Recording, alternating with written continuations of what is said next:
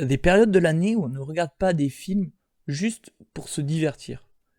On les regarde parce que on cherche du sens, on a une profonde quête intérieure, si je puis dire, qui nous pousse à vouloir devenir meilleur, qui nous pousse à grandir, tout simplement, que ce soit dans notre vie personnelle, dans notre vie professionnelle, ou encore plus, bien sûr, dans notre vie spirituelle. Et donc le carême fait partie de ces moments de l'année où justement on est très pris par cette quête de changement intérieur qui vont nous permettre bien sûr de devenir tout simplement une meilleure personne.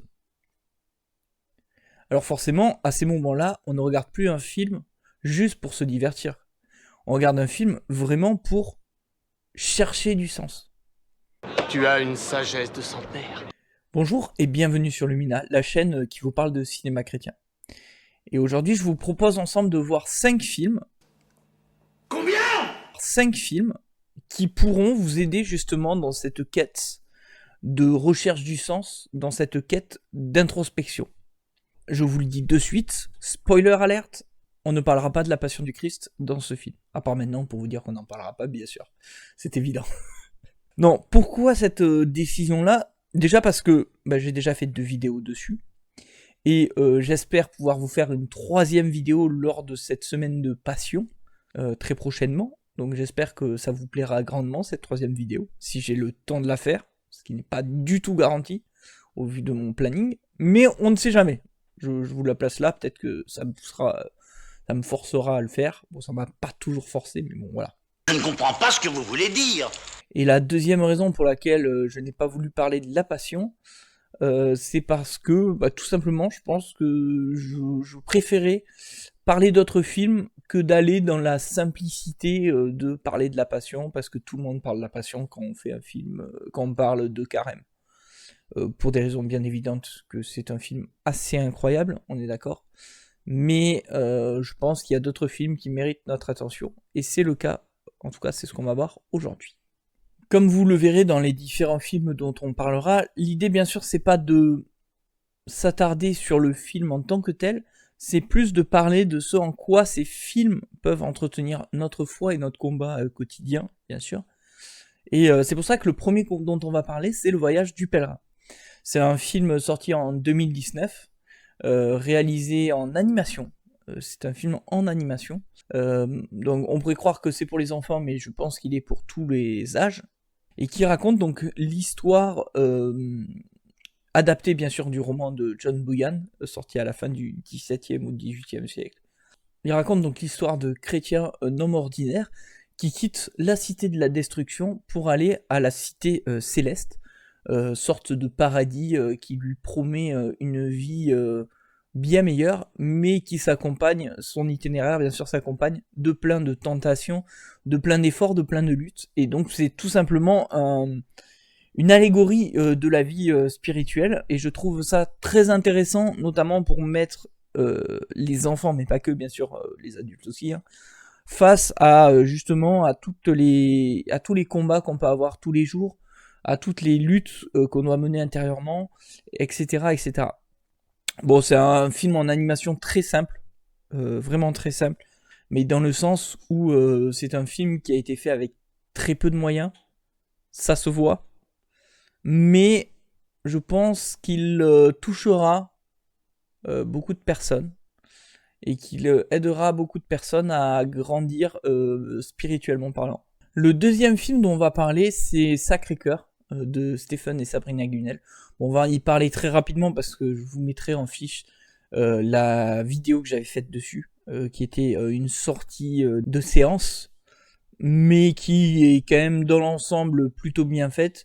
Si jamais vous avez quelques parties dans la vidéo qui vous plaisent pas, les commentaires se sont permis de me corriger sur certains points de manière très pertinente, donc n'hésitez pas à aller voir aussi les commentaires, ça vaut aussi le coup.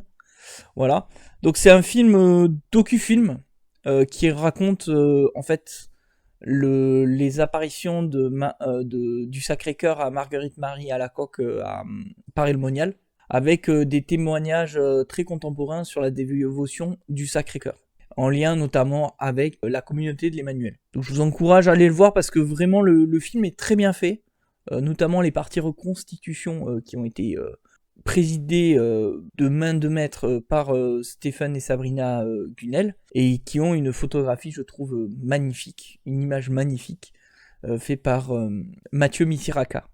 Donc chef op très connu des réseaux. Pour ceux qui connaissent un peu la technique, il a une chaîne YouTube où justement il parle de technique et où il a parlé de travailler sur ce film-là. Je vous mettrai aussi le lien. Alors attention, c'est très technique, mais pour ceux qui aiment bien le côté un peu bidouillage, etc., ça vous intéressera, je pense. Non, je ne crois pas, non.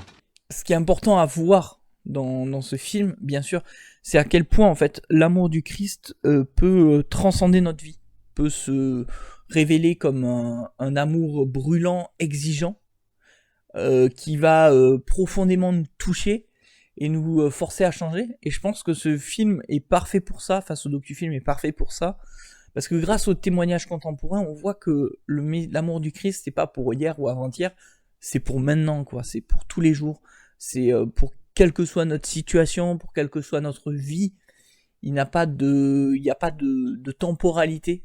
Et je trouve que c'est un message qui est très d'actualité. Donc voilà, je vous propose d'aller le voir, et puis je vous propose, si vous voulez plus de précision, d'aller voir ma vidéo que j'ai faite dessus. Ce qui me permet d'ailleurs de faire une petite aparté. Si jamais vous voulez des vidéos plus longues sur les films dont je parle actuellement, n'hésitez pas à le mettre en commentaire. Je dis pas que je les ferai, mais disons que ça me permettra d'avoir des sujets. Alors j'ai plein de sujets de vidéos, c'est juste je fais en fonction un peu des moments, des temps, etc. Puis de l'envie aussi, on va pas se mentir. Ça aide beaucoup. Je me permets d'interrompre ce film parce qu'on se fout un peu de ma gueule. Je vous propose de parler de l'un des plus grands films de l'histoire du cinéma. Oui, bien sûr. À savoir Le Baigneur de 1959 de William Wyler. Bon, c'est un film basé sur un roman, sorti donc en 59 avec Charlton Heston dans le rôle titre, à savoir Judas Baigneur, qui a eu notamment 11 Oscars, ce qui est l'un des records avec Titanic et Le Seigneur des Anneaux, Le Retour du Roi. C'est un péplum de 3 heures, plus de 3 heures, 3 heures et demie à peu près, qui, je pense, vaut le coup d'être vu, mais va déranger certaines personnes dans le sens où il prend le temps, quoi. On est à une époque où le cinéma épique n'hésite pas à prendre le temps de mettre son histoire en place, de raconter son histoire, et ne se précipite pas en faisant des cuts toutes les 30 secondes. I gotta tell you, it was perfect. Perfect. Everything, down to the last minute details. Donc pour des esprits très contemporains, il va paraître long pour certains, mais c'est peut-être le film à voir absolument, dans le sens où c'est peut-être le film le plus fantastique en termes d'image, si je puis dire, de péplum, pardon, le plus fantastique en termes d'image. Je pense bien sûr à la course de chars qui est tout à fait épique. Bref, un film incroyable. Je vous en parle pas pour l'aspect cinématographique qui est très intéressant bien sûr, je vous en parle pour le message du film. On raconte l'histoire de Judas Baigneur, un homme qui va se retrouver esclave, qui va se retrouver complètement déchu de tout ce qu'il a, qui va voir sa famille atteindre la lèpre, qui va voir sa famille blacklistée, si je puis dire. Bien sûr, il y a sans doute un message politique derrière, puisque c'est à l'époque de la chasse aux sorcières à Hollywood, une époque très tragique pour les communistes à Hollywood, puisque les communistes ou les sympathisants des bolcheviks étaient traqués et emprisonnés, et bannis même d'Hollywood.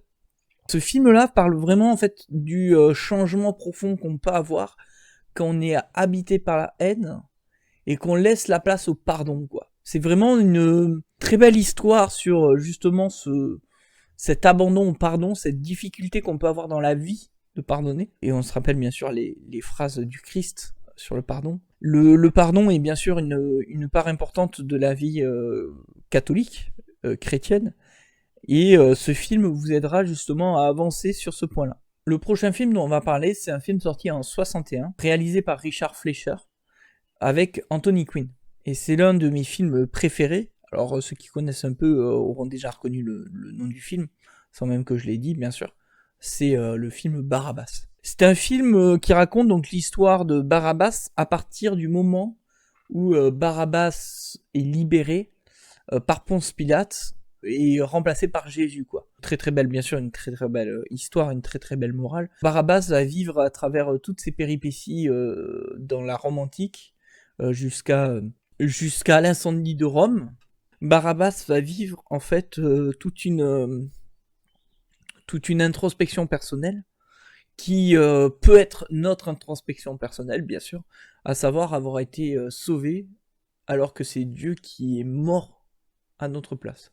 Bon, je vous spoile pas, bien sûr, il y a plusieurs parties, notamment avec l'incendie de Rome, qui m'ont fait sourire et à la fois rigoler et à la fois réfléchir. C'est un très beau film sur la quête de foi, la quête de la miséricorde de Dieu et comprendre la miséricorde divine.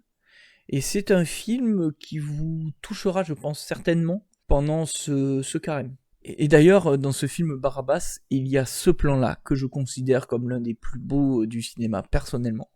Ce plan où Barabbas découvre, en même temps que nous, spectateurs, pour la première fois Jésus, l'homme qui va le remplacer au JB, quoi, qui va prendre sa place.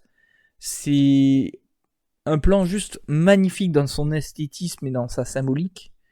Et en même temps, on comprend toute la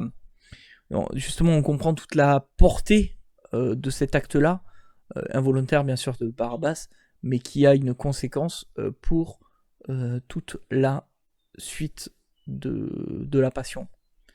Et je trouve ça aussi très intéressant parce que dans le film La Passion du Christ, on n'en parle pas, mais dans le film La Passion du Christ, celui qui a joué Barabbas s'est d'ailleurs converti pendant le tournage. Donc voilà. Nice. D'ailleurs, la plupart des films dont je parle sont disponibles sur SAG+. Si je peux, à chaque fois, je vous mettrai le lien pour la page SAG+. Et bien sûr, bon, la vidéo est pas sponsorisée par SAG+, pas du tout. Mais vous pouvez donc aussi les trouver en DVD, Blu-ray, mais la plupart sont au moins sortis en DVD. Voilà. Et le dernier film dont on va parler, c'est For Greater Glory, plus connu en France sous le nom de Christeros, donc réalisé par Dan Wright et sorti en 2012.